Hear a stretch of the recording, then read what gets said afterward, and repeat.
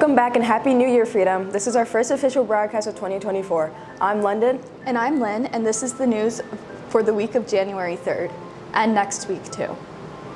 On January 13, 2024, approximately 125 high school student leaders will be attending a multicultural student leadership conference at Moravian University.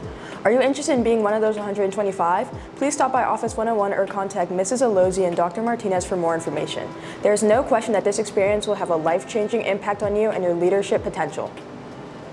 Keystone testing will take place from Tuesday, January 9th to Thursday, January 11th, with the Algebra Keystone being first, the Literature Keystone being on Wednesday, January 10th, and the Biology Keystone on Thursday. Any students who do not need to take these Keystones will have the days off of school. We have regular school days on Monday and Friday. The end of the first semester is near, with the dates for the final exams being Friday, January 19th, and Monday, January 22nd, with Tuesday the 23rd being a makeup day. The new semester starts Wednesday, January 24th. Good luck to everyone who's taking their finals. Make sure you study hard. Now let's head over to Phoebe, who's finding out more information about the National Honor Society.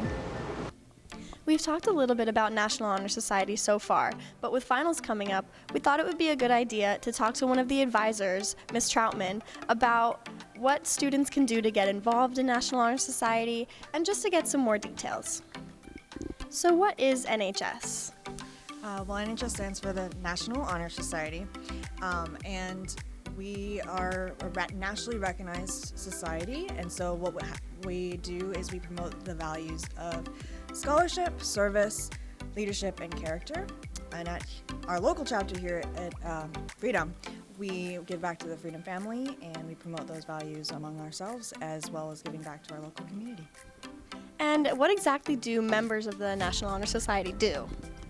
Students probably know us for our 3 blood drives that we do every year, but we also hosted the Electives Fair this year, and our current service project is to collect items for cancer care patients and create packages for those undergoing those treatments at local hospitals. I remember the Electives Fair, it was really cool. So what are the benefits of being a member? Well, we are, again, a nationally recognized organization, so it does look good on your resume or your college application. But I also like to think of us as the chord organization.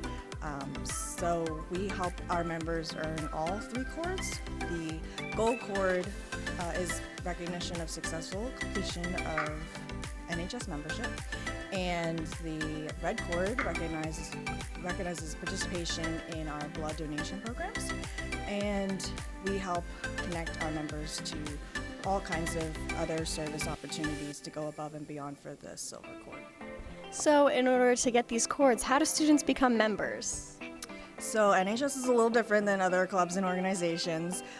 We are an invite-only organization, so students are invited to join if they're eligible as a sophomore or junior, rising junior or senior.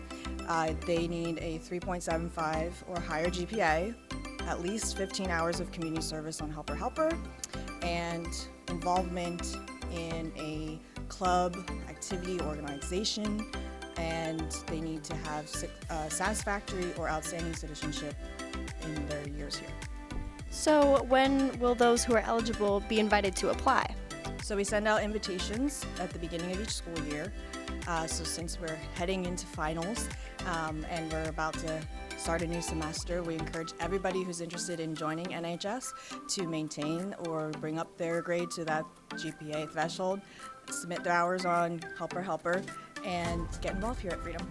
If students have any questions about membership, they can contact me here in 210 or Ms. Erdman in the library.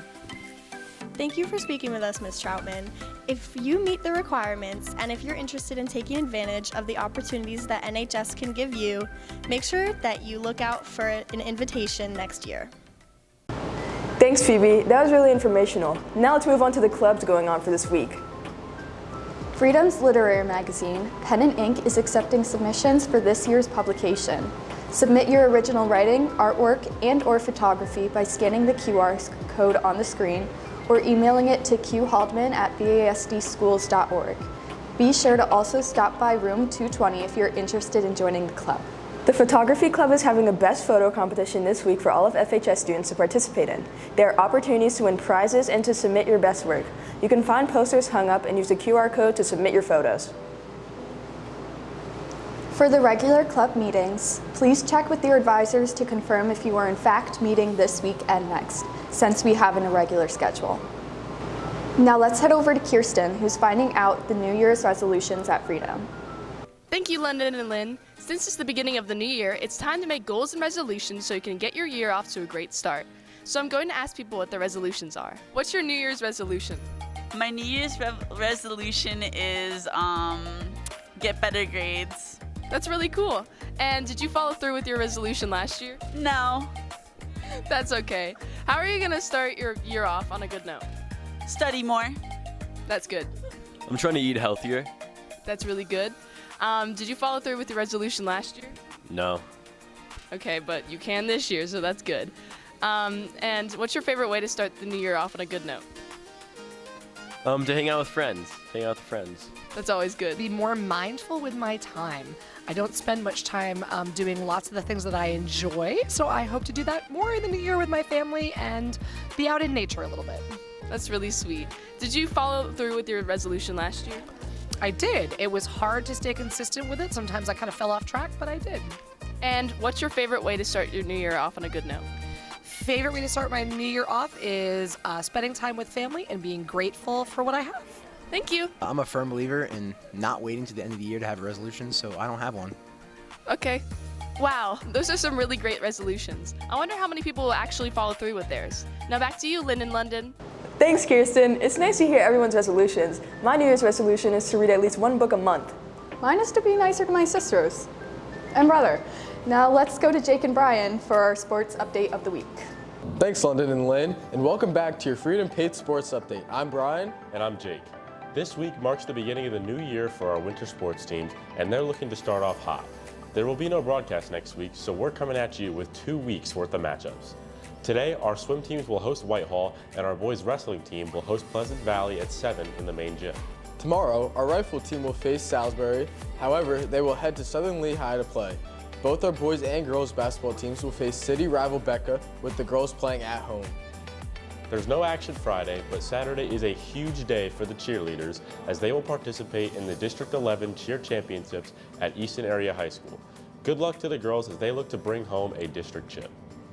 Our girls wrestling team has a big weekend of their own, as they will travel to Parkland on Sunday morning for the Parkland Winter Duels Tournament, starting at 9 a.m.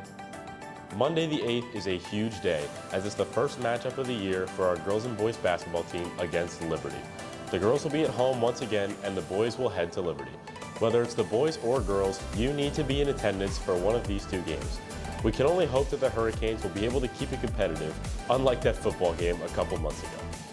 Next Tuesday, our rifle team will host Emmaus, and our swim teams will make the trip up to East Stroudsburg South.